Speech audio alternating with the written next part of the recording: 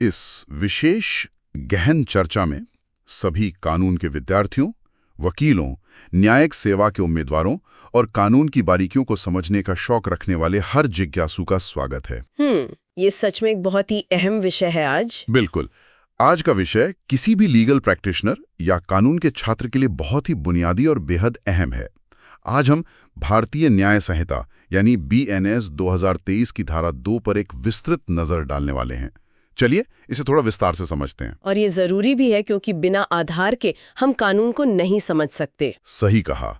आज का मुख्य उद्देश्य है धारा 2 के क्लॉज 1 से लेकर 39 तक को क्रमानुसार यानी सीरियली डिकोड करना। मेरे साथ एक बेहद अनुभवी कानून प्रोफेसर हैं जो इन जटिल कानूनी अवधारणाओं को बहुत ही सरल और व्यावहारिक तरीके से समझाने के लिए जानी जाती हैं। इस चर्चा का हिस्सा बनना हमेशा ही एक शानदार अनुभव होता है। भारतीय न्याय संहिता 2023 हमारे क्रिमिनल जस्टिस सिस्टम का एक बिल्कुल नया अध्याय है।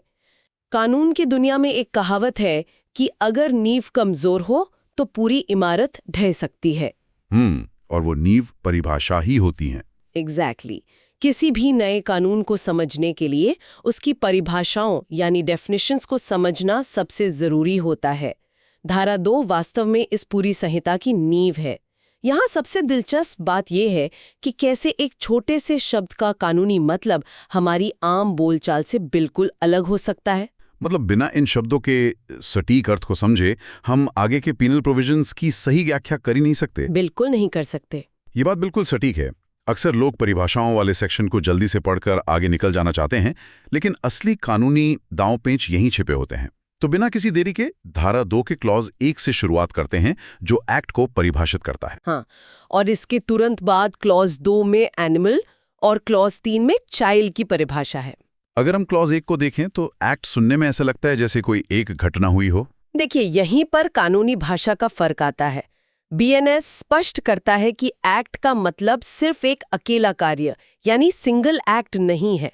इसमें कार्यों की श्रृंखला यानी सीरीज ऑफ एक्ट्स भी शामिल हैं। इसे एक उदाहरण से समझें तो जैसे अगर कोई व्यक्ति किसी को मारने के इरादे से लगातार 1 महीने तक रोज उसके खाने में थोड़ा थोड़ा जहर मिलाता है, तो कानूनी तौर पर वो 30 अलग अलग अपराध नहीं है।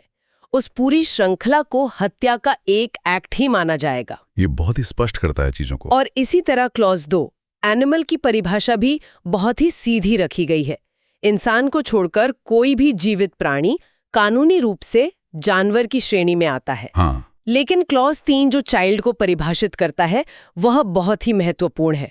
BNS की धारा 2 क्लॉज 3 के अनुसार कानूनी रूप से 18 वर्ष से कम उम्र का कोई भी व्यक्ति बच्चा है। पुराने क्रिमिनल लॉ में उम्र को लेकर कई बार अलग अलग संदर्भों में संशय पैदा हो जाता था। बिल्कुल। अब ये परिभाषा पूरी संहिता में एक रूपता लाती है। वकीलों और जजों के लिए ये एक बहुत बड़ी राहत है, क्योंकि अब उम्र के इस स्पष्ट थ्रेशोल्ड के कारण कानूनी कार्यवाही में कोई कंफ्यूजन नहीं रहता। उम्र के स्पष्टता के बाद अगर हम समाज में होने वाले अपराधों की प्रकृति की तरफ बढ़ें तो धोखाधड़ी और जालसाजी से जुड़े शब्द सामने आते हैं। क्लॉज 4 काउंटरफीट की बात करता है। आम भाषा में हम इसे सिर्फ नकली चीज बनाने से जोड़ते हैं, जैसे नकली नोट या नकली सिक्के। लेकिन कानूनी नजरिए से इसमें इरादा और समानता दोनों का बहुत गहरा रोल है। अगर कोई व्यक्ति एक चीज को दूसरी चीज के जैसा बनाता है और उसका इरादा उस समानता के जरिए धोखा देने का होता है तो वो काउंटरफीट है। इस क्लॉज की सबसे बड़ी खासियत इसके 2 स्पष्टीकरण यानी एक्सप्लेनेशंस है। पहला स्पष्टीकरण ये साफ करता है कि नकल का बिल्कुल 100% हूबहू या एग्जैक्ट होना जरूरी नहीं है। मतलब अगर कोई छोटी मोटी कमी रह भी जाए। हाँ, मान लीजिए किसी ने 500 रुपए का नकली नोट बनाया, उसमें सिक्योरिटी थ्रेड नहीं है और रंग भी थोड़ा हल्का है, लेकिन अगर वो नोट ऐसा है कि कम रोशनी ने कोई आम इंसान उसे असली समझ के धोखा खा सकता है, तो वो काउंटरफीट ही माना जाएगा। और दूसरा स्पष्टीकरण तो प्रिजम्पशन की बात करता है ना। सही कहा। अगर समानता इतनी है कि कोई धोखा खा सकता है, तो अदालत यही मानकर चलेगी कि उस व्यक्ति का इरादा धोखा देने का ही था, जब तक कि वो आरोपी खुद को बेकसूर साबित ना कर दे। कानून यहाँ जालसाजी को लेकर बहुत सख्त रुख अपनाता है। यानी बर्डन ऑफ प्रूफ काफी हद तक आरोपी पर आ जाता है। जालसाजी की सख्ती से आगे बढ़ते हैं क्लॉज 5 कोर्ट और क्लॉज 6 डेथ की तरफ। आमतौर पे कोर्ट सुनते ही हमारे दिमाग में एक शानदार इमारत और वकीलों की बहस की तस्वीर उभरती है। लेकिन क्लॉज 5 के अनुसार कोर्ट का मतलब कोई ईंट पत्थर की इमारत नहीं है। कोर्ट का मतलब है वो जज जिसे कानून द्वारा अकेले न्यायिक रूप से कार्य करने का अधिकार है, या जजों का वो समूह जो एक साथ न्यायिक कार्य कर रहा है। जब एक जज अपनी कुर्सी पर बैठकर कानूनी फैसला सुनाता है तो वो व्यक्ति स्वयं कोर्ट होता है। बिल्कुल। और जहां तक क्लॉज 6 डेथ का सवाल है, तो इसका अर्थ पूरी संहिता में सिर्फ और सिर्फ एक इंसान की मौत से है, जब तक कि संदर्भ से कोई और बात स्पष्ट ना हो। जानवरों की मौत इस परिभाषा के दायरे में नहीं आती। इसके बाद 2 ऐसे शब्द आते हैं जो लॉ स्कूल के पहले साल से लेकर सुप्रीम कोर्ट की बहसों तक में सबसे ज्यादा कंफ्यूजन पैदा करते हैं। आप क्लॉज 7 डिसऑनेस्टली और क्लॉज 9 फ्रॉडुलेंटली की बात कर रहे हैं। ये सच में एक क्लासिक लीगल डिबेट है। अगर इन दोनों को डिकोड किया जाए तो क्लॉज 7 डिसऑनेस्टली यानी बेईमानी से पूरी तरह से संपत्ति या आर्थिक पहलू से जुड़ा है। हाँ, कोई भी काम डिसऑनेस्टली तब माना जाता है जब वो इस इरादे से किया जाए कि किसी एक व्यक्ति को रॉन्गफुल गेन यानी गलत लाभ हो, या किसी दूसरे को रॉन्गफुल लॉस यानी गलत नुकसान हो। जैसे किसी की बाइक चुरा लेना, इसमें सीधे तौर पर आर्थिक नुकसान और फायदा शामिल है। लेकिन क्लॉज 9 फ्रॉडुलेंटली की कहानी थोड़ी अलग है। बहुत अलग है। फ्रॉडुलेंटली यानी धोखाधड़ी से का दायरा डिसऑनेस्टली से काफी अलग होता है। इसमें मुख्य तत्व है धोखा देने का इरादा, यानी इंटेंशन टू डिफ्रॉड। इसमें यह जरूरी नहीं है कि किसी को पैसों का नुकसान हो रहा हो। एग्जैक्टली। मान लीजिए कोई व्यक्ति किसी अच्छी कंपनी में नौकरी पाने के लिए अपनी डिग्री का नकली सर्टिफिकेट बनाता है। यहाँ हो सकता है कि वो काम अच्छे से करे और कंपनी को कोई आर्थिक नुकसान ना हो। लेकिन उसने नौकरी पाने के लिए जो धोखा दिया है वो फ्रॉडुलेंटली की कैटेगरी में आएगा। यह अंतर समझना प्रैक्टिसिंग एडवोकेट्स के लिए बहुत जरूरी है। यहाँ बात सच में बहुत दिलचस्प हो जाती है। इन्हीं धोखाधड़ी के मामलों में सबसे ज्यादा इस्तेमाल होता है क्लॉज 8 डॉक्यूमेंट। पुराने समय में डॉक्यूमेंट का मतलब स्याही से कागज पर लिखा हुआ कुछ होता था। क्या आज के डिजिटल युग में इलेक्ट्रॉनिक रिकॉर्ड भी दस्तावेज है? बिल्कुल है। बीएनएस का क्लॉज 8 इसे बहुत व्यापक रूप से परिभाषित करता है। कोई भी मैटर जो किसी भी पदार्थ पर अक्षरों, अंकों या निशानों द्वारा व्यक्त किया गया हो और जिसका उपयोग साक्ष्य के रूप में किया जा सके, वो डॉक्यूमेंट है। इसमें इलेक्ट्रॉनिक और डिजिटल रिकॉर्ड्स अब मुख्यधारा का हिस्सा बन चुके हैं। ये बदलाव समय की मांग था। आज एक कॉन्ट्रैक्ट की शर्तें, बैंकर को दिया गया चेक, किसी जमीन का नक्शा और यहाँ तक कि किसी सर्वर का डिजिटल लॉग या एक व्हाट्सएप चैट का प्रिंट आउट भी साक्ष्य अधिनियम के प्रावधानों के तहत एक डॉक्यूमेंट की तरह काम कर सकता है। संहिता में एक व्यापारिक चलन का इलस्ट्रेशन भी दिया गया है शायद। हाँ, अगर कोई व्यक्ति किसी बिल ऑफ एक्सचेंज के पीछे अपना नाम लिखता है, जिसका मतलब है कि बिल का भुगतान किसी और को किया जाए, तो वह हस्ताक्षर सिर्फ इंक का निशान नहीं है। कानूनी रूप से वो एंडोर्समेंट भी एक डॉक्यूमेंट माना जाएगा। दस्तावेजों की दुनिया से निकलकर अब क्लॉज 10 से 13 की ओर रुख करते हैं, जो समाज, जेंडर और सरकार से जुड़े हैं। क्लॉज 10 जेंडर की बात करता है और इसे बीएनएस के सबसे प्रगतिशील कदमों में से एक माना जा रहा है। पुराने कानूनों में जेंडर की परिभाषा काफी सीमित थी, लेकिन अब क्लॉज 10 स्पष्ट रूप से कहता है कि जहां भी सर्वनाम ही और उससे जुड़े शब्दों का इस्तेमाल होगा, उसमें पुरुष, महिला और ट्रांसजेंडर तीनों शामिल होंगे। इस क्लॉज का सबसे मजबूत पहलू इसका स्पष्टीकरण है, जिसमें सीधे तौर पर ट्रांसजेंडर पर्सन्स अधिकारों का संरक्षण अधिनियम 2019 की धारा 2 के क का हवाला दिया गया है। इसका मतलब है कि बीएनएस कोई नई या भ्रमित करने वाली परिभाषा गढ़ने के बजाय एक स्थापित विशेष कानून की परिभाषा को अपनाता है। ये सुनिश्चित करता है कि क्रिमिनल जस्टिस सिस्टम की नज़र में हर जेंडर को समान कानूनी संरक्षण मिले। ये भारतीय न्याय प्रणाली के लिए एक बहुत बड़ा इवोल्यूशन है। इस इवोल्यूशन के साथ साथ कानूनी बचावों में एक शब्द बार बार आता है, गुड फेथ, जो क्लॉज 11 में है। अक्सर लोग सोचते हैं कि अगर नीयत अच्छी थी तो काम गुड फेथ में किया गया माना जाएगा, लेकिन कानून इतनी आसानी से नहीं मानता। क्लॉज 11 सद्भाव की बहुत सख्त और नेगेटिव परिभाषा देता है। कोई भी काम तब तक गुड फेथ में किया हुआ नहीं माना जाएगा जब तक कि उसे ड्यू केयर एंड अटेंशन यानी उचित देखभाल और ध्यान के साथ ना किया गया हो। इस पर एक बहुत ही सटीक उदाहरण दिया जा सकता है। मान लीजिए एक झोला छाप डॉक्टर जिसके पास कोई मेडिकल डिग्री नहीं है, वो अच्छे इरादे से किसी मरीज का ऑपरेशन कर देता है और मरीज की जान चली जाती है। यहाँ वो डॉक्टर ये बचाव नहीं ले सकता कि उसकी नीयत अच्छी थी। बिल्कुल नहीं, क्योंकि उसने उचित देखभाल और कौशल का इस्तेमाल नहीं किया। वहीं दूसरी तरफ एक योग्य सर्जन अगर पूरी सावधानी से ऑपरेशन करता है और फिर भी कोई अनहोनी हो जाती है तो उसे गुड फेथ का कानूनी बचाव मिलेगा। और क्लॉज 12 बहुत ही स्पष्ट है, जहां गवर्नमेंट का अर्थ केंद्र या राज्य सरकार दोनों से है। लेकिन इसके बाद क्लॉज 13 हार्बर यानी शरण देना एक बहुत ही रोचक अवधारणा है। फिल्मों में हम अक्सर देखते हैं कि किसी अपराधी को घर के तहखाने में छिपाना ही जुर्म माना जाता है। फिल्मों से इतर बीएनएस का क्लॉज 13 इसे बहुत विस्तार देता है। हार्बर की परिभाषा में घर में छिपाना तो शामिल है ही, लेकिन इसके अलावा अगर कोई व्यक्ति किसी अपराधी को गिरफ्तारी से बचाने के लिए खाना देता है, पानी देता है, पैसे ट्रांसफर करता है या कपड़े और हथियार मुहैया कराता है, हाँ, या फिर उसे भागने के लिए अपनी गाड़ी देता है, तो वो सब हार्बर करने की श्रेणी में आएगा। आज के दौर में अगर कोई किसी भगोड़े अपराधी के क्रिप्टो वॉलेट में फंड ट्रांसफर कर रहा है ताकि वो देश से भाग सके, तो वो भी इस विस्तृत परिभाषा के तहत कानूनी रडार पर आ सकता है। ये बहुत ही महत्वपूर्ण बिंदु है कि अपराध सिर्फ मुख्य कृत्य तक सीमित नहीं होता, बल्कि मददगार भी बराबर के जिम्मेदार होते हैं।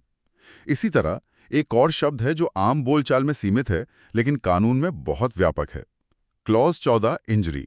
अगर किसी से पूछा जाए कि इंजरी क्या है तो जवाब मिलेगा हड्डी टूटना या खून बहना, लेकिन कानूनी रूप से ऐसा नहीं है। क्लॉज 14 ये साफ करता है कि इंजरी सिर्फ शारीरिक नहीं होती। इसमें दिमाग, प्रतिष्ठा और संपत्ति को गैर कानूनी तरीके से पहुंचाया गया नुकसान भी इंजरी है। एग्जैक्टली यही कारण है कि मानहानि यानी डिफेमेशन एक अपराध है, क्योंकि वो किसी की प्रतिष्ठा को नुकसान पहुंचाता है। अगर कोई किसी को डराकर मानसिक आघात पहुंचाता है तो वो भी माइंड को हुई इंजरी है। और ये इंजरी अक्सर किसी इलीगल कार्य से होती है, जिसे क्लॉज 15 में समझाया गया है। क्लॉज 15 इलीगल और लीगली बाउंड टू डू को स्पष्ट करता है। इलीगल शब्द 3 चीजों पर लागू होता है। पहला, जो कोई अपराध हो, दूसरा, जो कानून द्वारा निषिद्ध हो, और तीसरा, जो किसी सिविल एक्शन का आधार बन सकता हो। और लीगली बाउंड टू डू को समझना भी उतना ही अहम है।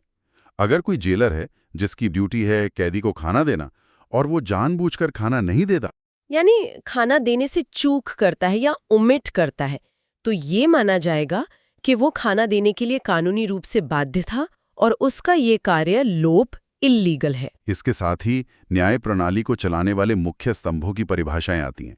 क्लॉज 16 जज की बात करता है। इसमें केवल वही व्यक्ति शामिल नहीं है जिसका आधिकारिक पद जज का है, बल्कि वो हर व्यक्ति शामिल है जिसे किसी कानूनी कार्यवाही में अंतिम फैसला देने का अधिकार है। इसमें एक मजिस्ट्रेट भी जज की परिभाषा में आता है, बशर्ते उसके पास जुर्माना या जेल की सजा सुनाने का अधिकार हो। फिर क्लॉज 17 लाइफ का अर्थ स्पष्ट करता है कि ये इंसान के जीवन से जुड़ा है। और क्लॉज 18 लोकल लॉ उस कानून को कहते हैं जो भारत के केवल किसी विशेष भाग पर लागू होता है। अब हम धारा 2 के अगले दिलचस्प हिस्से में प्रवेश कर रहे हैं, क्लॉज 19 से 27 तक, जहां समय, संपत्ति और अपराध की बारीकियां हैं। क्लॉज 19 मैन और क्लॉज 20 मंथ या ईयर से शुरू करते हैं। क्लॉज 19 के अनुसार मैन का अर्थ किसी भी उम्र का पुरुष इंसान है, चाहे वो एक दिन का नवजात बच्चा हो या 90 साल का बुजुर्ग, कानूनी रूप से वो मैन की श्रेणी में आता है। और क्लॉज 20 ये तय करता है कि पूरी संहिता में जब भी महीने या साल की बात होगी तो उसकी गणना हमेशा ग्रिगोरियन कैलेंडर के अनुसार ही की जाएगी, ताकि समय सीमा को लेकर कोई विवाद न हो। तो इस सब का असली मतलब क्या है अगर हम संपत्ति की बात करें? Clause 21 movable property. ये चोरी और गबन जैसे अपराधों को समझने के लिए सबसे अहम परिभाषा है। मूवेबल प्रॉपर्टी में हर तरह की संपत्ति शामिल है, लेकिन जमीन और वो चीजें जो धरती से जुड़ी हुई हैं इसमें नहीं आती। इसे एक उदाहरण से समझते हैं। जैसे कोई पेड़? हाँ, एक पेड़ जब तक जमीन में अपनी जड़ों से जुड़ा है वो मूवेबल प्रॉपर्टी नहीं है, उसे चुराया नहीं जा सकता। लेकिन जैसे ही कोई कुल्हाड़ी मारकर उस पेड़ को जमीन से अलग करता है, उसी क्षण वो लकड़ी मूवेबल प्रॉपर्टी बन जाती है और चोरी का विषय बन सकती है। आजकल तो अदालतों में इस बात पर भी बहस होती है कि क्या डेटा या बिजली मूवेबल प्रॉपर्टी है।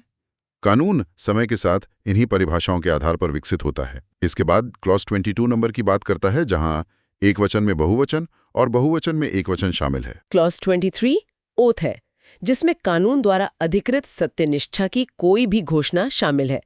लेकिन सबसे महत्वपूर्ण है क्लॉज 24 ऑफेंस यानी अपराध, जिसे इस संहिता के तहत दंडनीय बनाया गया है। लेकिन बीएनएस कुछ विशिष्ट अध्यायों के लिए इस परिभाषा का विस्तार करता है। उन अध्यायों में ऑफेंस का मतलब उन कार्यों से भी है जो किसी स्पेशल लॉ या लोकल लॉ के तहत दंडनीय है। विशेष रूप से तब जब उस विशेष या स्थानीय कानून में 6 महीने या उससे अधिक की कैद की सजा का प्रावधान हो। यानी बीएनएस एक आइसोलेशन में काम करने वाला कानून नहीं है, ये अन्य कानूनों के गंभीर अपराधों को भी संज्ञान में लेता है। बिल्कुल, अपराध सिर्फ कुछ करने से नहीं होता, कुछ न करने से भी होता है। यही क्लॉज 25 ओमिशन का सार है।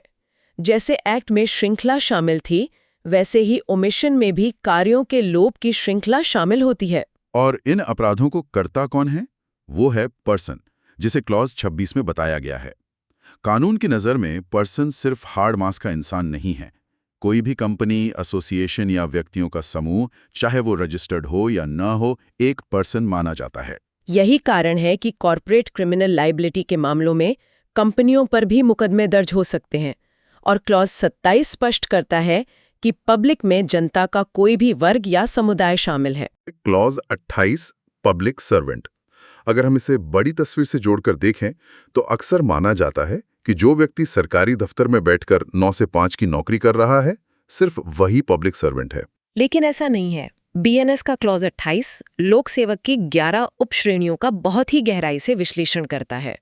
इसमें सेना, नौसेना और वायुसेना का हर कमीशन्ड अधिकारी शामिल है। इसमें सिर्फ जज ही नहीं, बल्कि कोर्ट का हर वो अधिकारी शामिल है जिसका काम कानून या तथ्य की जांच करना, दस्तावेज रखना या न्यायिक प्रक्रिया को अंजाम देना है। यहाँ तक कि अगर कोई आर्बिट्रेटर यानी मध्यस्थ है, जिसे कोर्ट ने मामला सुलझाने के लिए सौंपा है, तो वो भी पब्लिक सर्वेंट की श्रेणी में आ जाता है। चुनाव अधिकारी जो वोटर लिस्ट तैयार करते हैं या चुनाव करवाते हैं, वे भी इसमें शामिल हैं। इसका सीधा सा सिद्धांत ये है कि हर वो व्यक्ति जिसके पास कोई ऐसा कर्तव्य है जिसमें जनता का हित शामिल है, या जो सरकार से वेतन प्राप्त कर रहा है और सार्वजनिक कर्तव्य निभा रहा है, वो लोक सेवक है। संहिता में एक बहुत ही स्पष्ट इलस्ट्रेशन दिया गया है कि एक म्युनिसिपल कमिश्नर भी एक पब्लिक सर्वेंट है, चाहे उसकी नियुक्ति सरकार ने की हो या ना की हो। इससे यह सुनिश्चित होता है कि भ्रष्टाचार या पद के दुरुपयोग के मामलों में कोई भी व्यक्ति तकनीकी खामियों का फायदा उठाकर बच ना सके। पब्लिक सर्वेंट की इस विस्तृत चर्चा के बाद अब हम अपने सफर के अंतिम और सबसे तकनीकी पड़ाव की ओर बढ़ते हैं। क्लॉज 29 से 39। क्लॉज 29 रीजन टू बिलीव की बात करता है। कानून केवल शक के आधार पर काम नहीं करता। किसी व्यक्ति के पास किसी बात पर विश्वास करने का कारण तब माना जाएगा जब उसके पास पर्याप्त कारण मौजूद हो। और क्लॉज 30 स्पेशल लॉ है, जिसका मतलब उस कानून से है जो किसी एक विशिष्ट विषय पर लागू होता है, जैसे बच्चों के संरक्षण के लिए पॉक्सो एक्ट। इसके बाद क्लॉज 31 आता है वैल्यूएबल सिक्योरिटी। ये बहुत ही महत्वपूर्ण है क्योंकि जालसाजी के गंभीर मामले इसी से जुड़े होते हैं। वैल्यूएबल सिक्योरिटी का मतलब ऐसे दस्तावेज से है जिसके द्वारा कोई कानूनी अधिकार बनाया जाता है, बढ़ाया जाता है, ट्रांसफर किया जाता है या खत्म किया जाता है। आज के समय में कोई भी ऐसा डिजिटल या कागजी एग्रीमेंट जिससे प्रॉपर्टी के अधिकार ट्रांसफर हो रहे हों, वो वैल्यूएबल सिक्योरिटी है। पुराने कानूनों से चला आ रहा एक इलस्ट्रेशन बीएनएस में भी कायम है कि अगर कोई किसी बिल ऑफ एक्सचेंज या चेक के पीछे अपना नाम लिखकर उसे एंडोर्स करता है, जिससे उस चेक का अधिकार किसी और को ट्रांसफर हो जाए, तो वो हस्ताक्षर भी एक वैल्यूएबल सिक्योरिटी बन जाता है। इसके बाद क्लॉज 32 वेसल है, जो पानी पर परिवहन के साधन को परिभाषित करता है। लेकिन क्लॉज 33 वॉलंटरीली यानी स्वेच्छा से क्रिमिनल इंटेंट को समझने के लिए एक मास्टर क्लास है। आमतौर पर वॉलंटरीली का मतलब होता है अपनी मर्जी से काम करना, लेकिन क्रिमिनल लॉ में इंटेंशन के साथ साथ नॉलेज यानी ज्ञान को भी बराबर का वजन दिया गया है। एक व्यक्ति कोई प्रभाव वॉलंटरीली तब पैदा करता है जब उसका इरादा वो प्रभाव पैदा करने का था, या जब उसे इस बात का ज्ञान था कि उसके काम से ऐसा प्रभाव पैदा होने की पूरी संभावना है। संहिता में इसके लिए आगजनी का एक बहुत ही दिलचस्प इलस्ट्रेशन है। मान लीजिए ए नाम का कोई व्यक्ति चोरी करने के इरादे से रात में एक बड़े रिहायशी घर में आग लगाता है। इस आग की वजह से अंदर सो रहे किसी व्यक्ति की मौत हो जाती है। अब यहाँ आग लगाने वाले का इरादा शायद हत्या करने का बिल्कुल ना हो, उसका इरादा सिर्फ चोरी का था। लेकिन क्योंकि उसे पता था कि एक भरे पूरे घर में आग लगाने से किसी की मौत होने की पूरी संभावना है, तो कानून की नज़र में उसने स्वेच्छा से यानी वॉलंटरीली मौत का कारण बनाया। वो ये कहकर नहीं बच सकता कि वो किसी को मारना नहीं चाहता था। यही कानून की बारीकी है। इसके बाद क्लॉज 34 विल है, जिसका अर्थ वसीयतनामा है। क्लॉज 35 वुमेन को परिभाषित करता है, जिसका अर्थ किसी भी उम्र की महिला है, बिल्कुल वैसे ही जैसे क्लॉज 19 में मेन की परिभाषा थी। फिर आते हैं क्लॉज 36, 37 और 38, जो संपत्ति के गलत लाभ और नुकसान से जुड़े हैं। इन तीनों को एक साथ समझना आसान है। क्लॉज 36 रॉन्गफुल गेन उस लाभ को कहता है जो गैर कानूनी साधनों से प्राप्त किया गया हो और जिसका व्यक्ति हकदार नहीं था। क्लॉज 37 रॉन्गफुल लॉस वह नुकसान है जो गैर कानूनी तरीके से हुआ हो, जबकि व्यक्ति इस संपत्ति का हकदार था। और क्लॉज 38 इन दोनों प्रक्रियाओं, संपत्ति को गलत तरीके से हासिल करना और गलत तरीके से किसी को संपत्ति से दूर रखना, को परिभाषित करता है। और अब हम धारा 2 की सबसे अहम, सबसे आखिरी और शायद सबसे दूरदर्शी कड़ी पर पहुंच गए हैं, क्लॉज 39। बीएनएस के ड्राफ्टर्स को ये पता था कि एक ही कानून में दुनिया की हर चीज को परिभाषित नहीं किया जा सकता, खासकर आज के तेजी से बदलते तकनीकी युग में। इसलिए क्लॉज 39 एक ब्रिज, एक पुल का काम करता है। ये स्पष्ट करता है कि जो शब्द बीएनएस में परिभाषित नहीं है, उनके अर्थ इंफॉर्मेशन टेक्नोलॉजी एक्ट 2000 और भारतीय नागरिक सुरक्षा संहिता यानी बीएनएसएस 2023 से लिए जाएंगे। इसका मतलब है कि अगर बीएनएस में कहीं कंप्यूटर रिसोर्स या इलेक्ट्रॉनिक रिकॉर्ड जैसे शब्द आते हैं, तो उनकी परिभाषा के लिए हमें सीधे आईटी एक्ट की तरफ मुड़ना होगा। तो आज की इस गहन चर्चा को समेटते हुए ये बिल्कुल साफ हो जाता है कि बीएनएस 2023 की धारा 2 को इस तरह क्लॉज दर क्लॉज समझने से पूरे क्रिमिनल लॉ को पढ़ने और प्रैक्टिस करने का नजरिया साफ हो जाता है। परिभाषाएं ही वो लेंस हैं जिनसे हम पूरे कानून को सही परिप्रेक्ष्य में देख सकते हैं। लेकिन यहाँ इस चर्चा को विराम देने से पहले क्लॉज 39 एक बहुत ही बड़ा और विचारोत्तेजक सवाल खड़ा करता है। वो क्या है? क्लॉज 39 कहता है कि बीएनएस में अपरिभाषित डिजिटल शब्दों के लिए हम इंफॉर्मेशन टेक्नोलॉजी एक्ट 2000 का सहारा लेंगे। आज हम 2020 के दशक में हैं, जहां आर्टिफिशियल इंटेलिजेंस, डीप फेक और सिंथेटिक मीडिया जैसी तकनीकें हावी हैं। ये तकनीकें तो आईटी एक्ट 2000 की सोच से कई दशक आगे निकल चुकी हैं। बिल्कुल। जब भविष्य में डिजिटल अपराधों का स्वरूप बिल्कुल बदल जाएगा, तो क्या 24 साल पुराना आईटी एक्ट हमारी इस नई और आधुनिक न्याय संहिता की परिभाषाओं का सही भार उठा पाएगा? क्या पुराने आईटी एक्ट के सहारे नए बीएनएस के तहत हाईटेक अपराधियों को सजा दिला पाना संभव होगा? ये कानून के हर विद्यार्थी, वकील और जजों के लिए गहराई से सोचने का विषय है। ये सच में एक ऐसा सवाल है जो आने वाले समय में अदालतों में बड़ी बहसों का कारण बनेगा। कानून को हमेशा समाज और तकनीक के साथ कदम से कदम मिलाकर चलना पड़ता है। आज की इस गहन चर्चा में हमारे साथ जुड़ने के लिए और इन जटिल परिभाषाओं को इतनी सरलता से डिकोड करने के लिए बहुत बहुत धन्यवाद। मुझे भी बहुत अच्छा लगा इस विषय पर बात करके। हम उम्मीद करते हैं कि धारा 2 की ये विस्तृत चर्चा सुनने वालों के लिए कानूनी ज्ञान को और भी प्रखर बनाने में मददगार साबित होगी। इसी तरह कानूनों की गहराई में उतरते रहिए, सीखते रहिए। विदा लेते हैं।